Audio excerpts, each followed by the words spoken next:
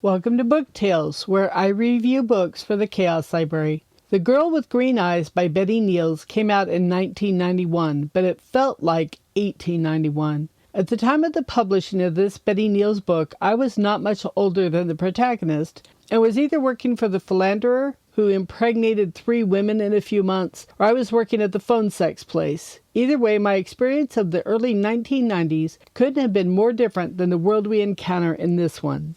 Look, Betty Neels was never a grounded, gritty author, but even for her, this one is sublimely silly. Lucy is a limp noodle who never stands up for herself and just drifts through the book wherever the winds take her. She works with orphans, but it's never clear how she manages a bunch of unruly kids because she doesn't seem to have the speak up for yourself gene, and trust me, the kids would definitely have noticed. I worked with kids. They're like sharks. Show even a little weakness and they're circling in for blood. Okay, maybe not sharks, wolves. They can look adorable, but they're just waiting to take you down. It's the circle of life in miniature, and it's not pretty. This poor girl would have been a lamb to slaughter for those little piranhas. Yes, I do like kids. Why do you ask? Lucy meets a doctor who shockingly isn't Dutch, the book's only surprise, when she takes an orphan for medical treatment. The two of them have never met, even though they run in the same social circles. It's never openly stated, but it's clear that Lucy comes from money and a place of prestige. Her family is bored by her preoccupation with the orphans, and she is overlooked in favor of her 2 sisters,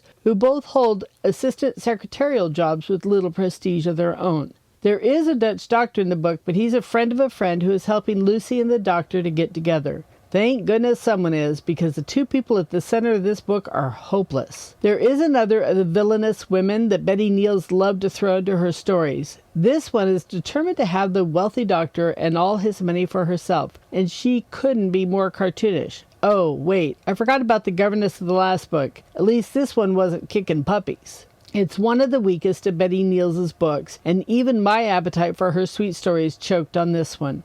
2.5, This Would Fit Better in the 1890s Stars. You've reached the tail end. Look forward to another book tale soon, and don't forget to visit the Chaos Library.